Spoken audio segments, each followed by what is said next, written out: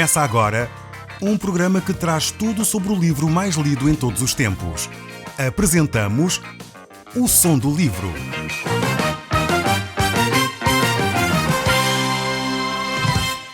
Seja muito bem-vindo. Neste podcast vai encontrar o livro mais conhecido e lido em todo o mundo. Vamos levá-lo numa viagem pela história da humanidade. Este é um audiolivro para si, para a sua família e sociedade em geral. Contextualização e comentários de Paulo Chaveiro. Nós hoje vamos continuar a olhar para o livro de Juízes e nele vamos ver a vida de um grande homem, Gedeão. Ele é um dos juízes que mais texto bíblico apresenta. É dedicado a este homem desde o capítulo 6 até o capítulo 8. E ainda nós encontramos no capítulo 9 alguns assuntos relacionados com a família de Gedeão. Os israelitas, ao ver os feitos de Gedeão, ficaram certamente impressionados e desejaram que ele se tornasse rei em Israel. É a primeira vez que este desejo é expresso. Até aqui, Deus havia governado a nação de Israel, o povo, de uma forma direta, através dos seus profetas. Chamamos a isso o governo teocrático, ou seja, é Deus que governa diretamente a nação de Israel. Mas aqui o povo vai pedir que seja Gedeão a dirigir a nação de Israel.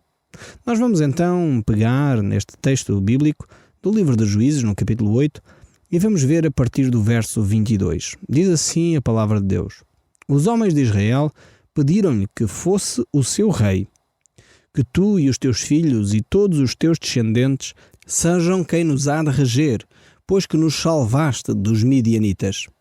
O povo tinha-se esquecido que foi Deus realmente que utilizou Gedeão.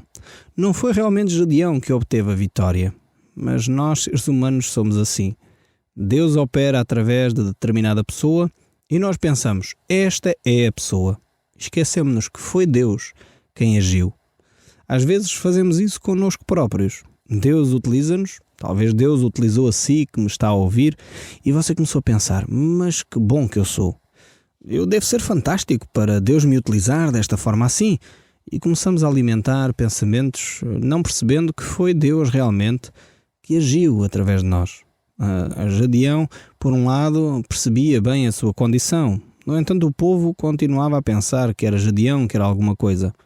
Gedeão era um homem certamente medroso. Você não sei se está lembrado, dos últimos programas falámos dele.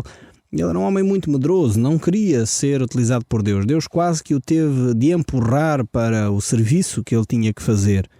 No entanto, pouco tempo depois, já o povo achava que Gedeão era o máximo, era o maior. Vamos ver como é que ele reage a esta situação.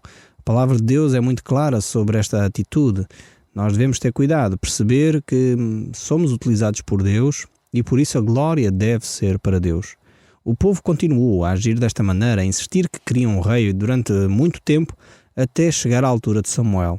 E foi nessa altura que Deus, de alguma forma, permitiu que o povo então escolhesse um rei. O primeiro rei de Israel foi Saul, e a seguir teve Davi, pois Saul se afastou dos caminhos de Deus. O povo tinha rejeitado a Deus. Samuel, no entanto, ficou um pouco aborrecido com essa situação, e Deus lhe disse, o povo não te rejeitou a ti, mas a mim. Pois o povo quer um rei e por isso mesmo ele deixa de lado Deus, não quer que seja Deus a dirigir diretamente o povo. Hoje, Deus governa as nações através dos seus líderes, aqueles que são nomeados para dirigirem as nações. A palavra de Deus diz que eles são servos de Deus, são ministros de Deus para manter a paz nas nações. Mesmo quando eles não são cristãos, mesmo quando eles não temem a Deus, mesmo assim, muitos deles estão ao serviço de Deus, mesmo sem se darem conta. Mas de volta aqui ao nosso texto bíblico, no capítulo 8 do livro de Juízes, no verso 23, diz assim: Mas a resposta de Gedeão foi: Eu não serei o vosso rei, nem tampouco o meu filho. O Senhor, sim, é o vosso rei. Gedeão sabia muito bem que a vitória que ele tinha alcançado não tinha dependido de si. Não tinha a ver com a sua estratégia militar, não tinha a ver com a sua capacidade bélica, não tinha a ver com a sua coragem sequer, tinha a ver com a ação de Deus na sua vida. E isto é extremamente importante. É necessário que talvez você, na sua própria vida, permita conhecer quem governa a sua vida. É Deus ou você mesmo?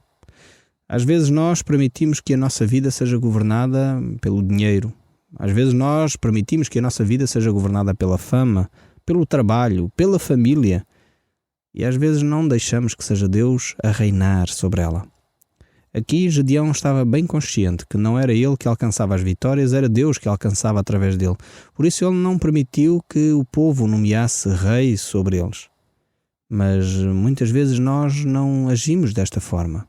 Cedemos à tentação do poder e é notável ver, por um lado, aquilo que diz o livro de Hebreus, quando fala nos heróis da fé, no capítulo 11, no verso 33, quando ele menciona Gedeão, como que liderando os nomes das personagens de grande destaque, tais como Davi, Samuel e outros. Ali o livro de Hebreus, o autor que escreve, esclarece que é só por uma questão de tempo, pois muitas coisas haveriam de se dizer de cada um deles, grandes homens de Deus, mas era uma questão de tempo. Gedeão estava muito consciente que Deus usou essas coisas fracas deste mundo, utilizou as coisas simples para confundir as fortes. Deus nos quer guiar, Deus nos quer conduzir na nossa vida, mas é necessário que realmente nós permitamos que Deus nos use. O orgulho não tem lugar. Quando nós realmente nos tornamos orgulhosos, a palavra de Deus diz que Deus resiste ao orgulhoso, mas ao humilde Ele dá graça. Quando nós começamos a pensar acerca de nós próprios além do que convém, então devemos começar a tomar atenção. Porque a palavra de Deus diz que é o próprio Deus que resiste àqueles que são orgulhosos. Por vezes há pessoas que chegam perto de mim e dizem: sabes, Paulo, eu estou numa grande luta com Deus nesta área da minha vida. Eu costumo dizer: olha, se estás em luta com Deus, toma cuidado, porque provavelmente Deus vai ganhar. É uma luta inútil. É como quando eu estou a brincar com os meus filhos, eles são pequeninos ainda, e quando eu estou a brincar às vezes à luta com eles, é óbvio que eu só os deixo ganhar quando eu quero, porque sou mais forte, sou mais alto, enfim, tenho mais condições para os vencer. No entanto, às vezes eu na brincadeira deixo que eles vençam, me ponham no chão e se colocam em cima de mim, fingindo que não tenho força para me libertar deles.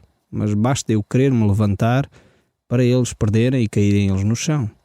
Mas é óbvio que eu faço isso a brincar com os meus filhos.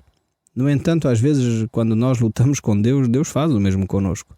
Permite que, aparentemente, nós vençamos essa luta. Mas é só aparentemente. Deus quer que nós tenhamos um relacionamento com Ele. Ele não quer que nós andemos à luta com Deus. Isso é uma atitude que não é correta. Isso é quando nós realmente permitimos que o orgulho chegue ao nosso coração, quando nós começamos a considerar que nós somos mais do que o deveríamos. E aí muitas vezes achamos que podemos lutar com Deus. Seria bom se nós tivéssemos consciência de quem nós somos e tivéssemos consciência de quem Deus é. E que nesta luta, é uma luta realmente desigual, nós pudéssemos dizer: Deus, eu submeto-me à tua vontade. Eu sei que por vezes tu permites que eu lute contigo, mas é porque tu és um Deus de amor. É porque tu és um Deus carinhoso. É porque tu és um Deus que não me queres fazer mal. Seria bom que nós nos arrependêssemos dessa nossa atitude e nos voltássemos para Deus e disséssemos: Deus, eu quero que tu sejas meu rei. Governa tu sobre a minha vida. Dirige tu a minha vida. Certamente muitas mudanças positivas iriam acontecer na sua vida se você parar de lutar com Deus. Mas de volta aqui ao texto bíblico, onde vemos que Gedeão recusa o pedido que lhe fizeram, mas no entanto ele vai fazer um outro pedido. Diz assim o verso 23. Dê-me todos os pendentes das orelhas dos vossos inimigos, que vocês guardaram por despojo, porque as tropas midianitas, sendo ismaelitas como eram, traziam pendentes de ouro. De boa vontade o faremos. E logo estenderam ali uma capa, onde toda a gente foi pôr os pendentes que tinham guardado. O valor total daquilo foi calculado nos 20 quilos de ouro, sem contar os acrescentes, as cadeias, os fatos reais em púrpura e os ornamentos do pescoço dos camelos. Gedeão fez uma estola sacerdotal de todo esse ouro e pô-lo em Ofra, a sua própria cidade. Em breve, Israel inteiro começou a prestar adoração àquilo, e foi uma coisa má que Gedeão e a sua família fizeram. O verso 30 ainda nos vai mostrar aqui uma outra fraqueza de Gedeão. Gedeão, este viveu sempre na sua própria casa. Chegou a ter 70 filhos, pois teve muitas mulheres. Teve igualmente uma concubina em Siquém, que lhe deu um filho, o de nome Abimeleque. Aqui a Bíblia registra as fraquezas dos seus heróis. Muitas vezes as pessoas não entendem que, quando olhamos para as páginas da Bíblia, encontramos homens que fizeram coisas tremendas, mas também ao mesmo tempo Deus relata as suas fraquezas. Aqui Gedeão teve uma atitude interessante. Por um lado quis fazer uma estola sacerdotal, talvez a intenção fosse de adoração a Deus, mas ao mesmo tempo isso se tornou num laço, se tornou num tropeço para a nação de Israel, pois aquela nação era realmente uma nação idólatra. Sempre que tinha uma oportunidade, adorava um objeto qualquer. Ora fazia um bezerro de ouro, ora fazia uma imagem, ora fazia até a estola sacerdotal para a sua adoração. Isto revela a natureza humana. O ser humano é assim, precisa de objetos para identificar aquilo que quer adorar. E muitas vezes as pessoas fazem imagens de pessoas, de coisas, para venerarem, para dobrarem os seus joelhos. Quando o próprio Deus disse que nós não deveríamos fazer imagens de escultura, nem de coisa do céu, nem de coisa na terra, nem debaixo da terra. É incrível como nós continuamos a não ouvir aquilo que Deus nos diz. E ainda muitos cristãos, hoje em dia, continuam a dobrar os seus joelhos diante de imagens de escultura. Isto é algo que desagrada profundamente o coração de Deus. Aqui o povo tinha uma estola sacerdotal. Era um instrumento que Deus tinha dito para os sacerdotes terem para consultar o Senhor, para se relacionarem com Deus. E o povo, em vez de perceber isso, começou a utilizar aquele objeto, que era para um relacionamento com Deus, como um objeto de veneração, um objeto de adoração. Nós, seres humanos, cometemos constantemente os mesmos erros. Continuamos a não perceber que devemos adorar o Criador e não a criatura. Adorar aquele que fez todas as coisas e não as coisas que foram feitas, sejam eles homens, animais ou outra coisa qualquer. Necessitamos começar a pôr a nossa mão na consciência e a mudar as nossas atitudes. Outra coisa terrível que Gedeão fez foi ter muitas mulheres. A palavra de Deus mostrava claramente que isso não era a vontade de Deus. Deus diz que no início, quando Ele criou Adão e Eva, era para que eles formassem uma só carne. Não era propósito de Deus que o homem ou a mulher tivessem vários parceiros na sua relação sexual, na sua relação conjugal.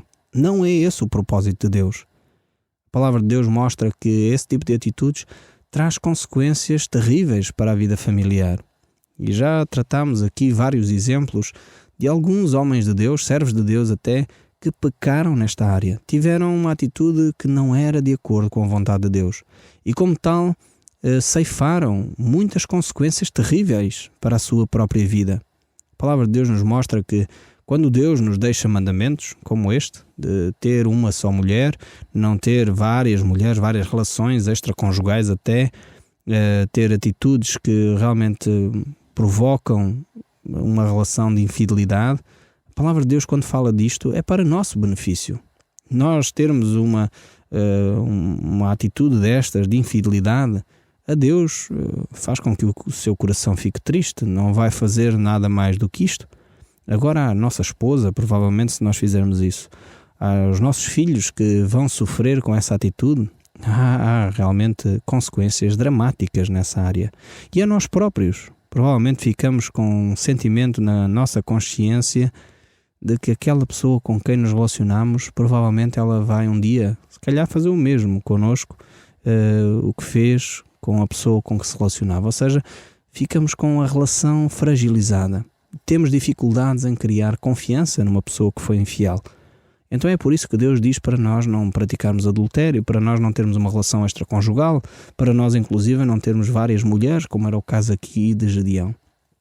Necessitamos vigiar, pois os mandamentos que Deus deixa na sua palavra, em primeiro lugar, são para nosso benefício.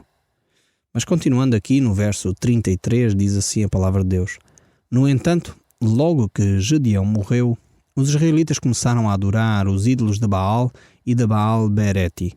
Deixaram de considerar o Senhor como seu Deus, ainda que tivesse sido ele quem os salvou de todos os seus inimigos ao redor. Tampouco mostraram bondade alguma para com a família de Gedeão, apesar de tudo o que este fez por eles. Vemos aqui mais uma vez que aquela nação, por um lado, queria que Gedeão se tornasse o seu rei, mas assim que Gedeão morreu, esqueceram-se rapidamente dos benefícios que haviam tido através dessa família. Deus tinha usado essa família e há que dar honra a quem honra, diz a palavra de Deus. Temos de honrar as pessoas que foram importantes na nossa vida. Temos que o manifestar de uma forma bem prática. Não devemos desprezar aqueles que Deus utilizou para transformar as vidas. Aquele que Deus está a utilizar para tocar muitas vezes milhares de pessoas deve ser uma pessoa que nós devemos ter consideração. Deus não usa as pessoas assim sem mais nem menos. É Deus quem levanta e é Deus quem abate. Por isso mesmo, quando Deus está a utilizar um dos seus filhos para anunciar a palavra a muita gente, seja numa comunidade, seja num país, seja em que situação for, nós devemos ter alguma consideração por isso. Pois Deus está a utilizar. E essa pessoa é óbvio que não é perfeita, assim como não era perfeito Gedeão. Mas ao mesmo tempo devemos dar honra a essa pessoa, não por causa dela mesma, mas porque Deus a utilizou.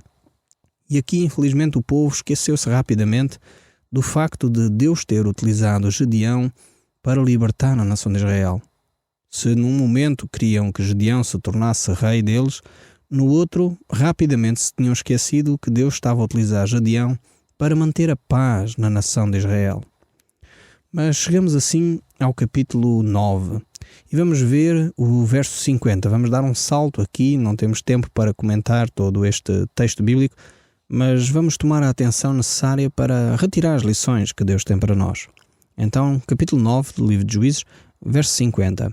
Abimeleque, de seguida, atacou a povoação de Tebés e capturou-a. Havia dentro da própria povoação um fortim, e a população fugiu para lá, barricando-se no interior e subiu para o terraço para ver o que se passaria. Abimeleque preparava-se para fazer o mesmo que aos outros e matá-los pelo fogo. Mas uma mulher lançou lá de cima uma mó sobre ele que lhe esmagou o crânio.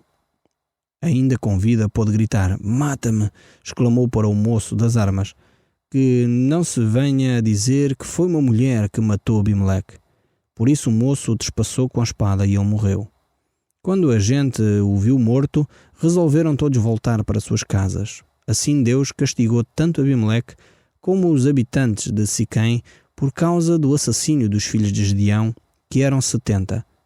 Dessa forma se cumpriu a maldição de Jotão, o filho de Gedeão. Esta história aqui de Abimeleque é extremamente triste e verifica realmente que este povo, assim que perde a sua liderança, se afasta dos caminhos de Deus. Vemos que, ainda que seja por pouco tempo que se afastam de Deus, as consequências normalmente são terríveis. Abimeleque estava à frente da nação apenas por 3 anos, mas durante esse período curto de tempo, a nação sofreu uma série de situações e uma guerra civil, matou várias pessoas inocentes, utilizou essa situação para trazer grande instabilidade à nação e vemos que realmente não foi um líder capaz de trazer a paz. A responsabilidade dos líderes é para trazer paz, harmonia, prosperidade às sociedades, às famílias, aos povos. Mas Abimeleque trouxe guerra, conflito e instabilidade, matou inocentes e isso realmente revela que ele não era um líder capaz, não era um bom líder. E apesar deste pouco tempo em que ele esteve na liderança, ele fez coisas que foram realmente terríveis. Mas dessa forma nós chegamos ao capítulo 10 do livro de Juízes, onde nós vamos ver aqui um outro juiz, um juiz que é relativamente pouco conhecido, um tal de Tolá, Jair. Diz então assim o capítulo 10, verso 1 e 2. Após a morte de Abimeleque, o juiz seguinte que chefiou Israel foi Tolá, filho de Pua e neto de Dodo, da tribo de Isacar, mas que vivia na cidade de Samir, nas colinas de Efraim. Foi juiz de Israel durante 23 anos. Quando morreu, foi enterrado em Samir. A Bíblia não relata os feitos deste homem, apesar de ele ter governado a nação de Israel durante um tempo razoável, 23 anos, não registra nada de significativo. Assim nós chegamos ao 8º juiz, Jair. Diz assim o verso 3 do capítulo 10. Sucedeu-lhe Jair, um homem de Gileade, que que julgou Israel por 22 anos. E o que fez Jair? Teve apenas 30 filhos. Os seus 30 filhos deslocavam-se, sempre montados sobre jumenta. Cada um deles governava uma cidade na terra de Gileade e que ainda são conhecidas por cidades de Jair. Quando morreu, Jair foi enterrado em Camon. Vemos mais uma vez que há aqui um outro juiz que praticamente não faz absolutamente nada de significativo, exceto ter filhos. Jair realmente tinha uma grande família, 30 filhos, e estes 30 filhos passaram a ser governadores de 30 cidades. Realmente ele manifesta a importância, e talvez seja pela importância que Deus dá à família que ele é destacado aqui, pois de feitos em benefício da população não há registro de coisas muito significativas. No entanto, ele ainda governou durante um período razoável também sobre a nação de Israel, 22 anos. E isto revelava provavelmente que ele não seria assim um mau líder na nação de Israel. Nós vamos continuar no próximo programa a olhar para os textos das páginas da Bíblia. E aí vamos ver aquilo que Deus faz e como Deus usa líderes para conduzir o seu povo naquilo que é a sua vontade. No próximo programa, nós continuaremos a olhar para o livro dos Juízes. O Som do Livro, uma produção da Rádio Transmundial de Portugal.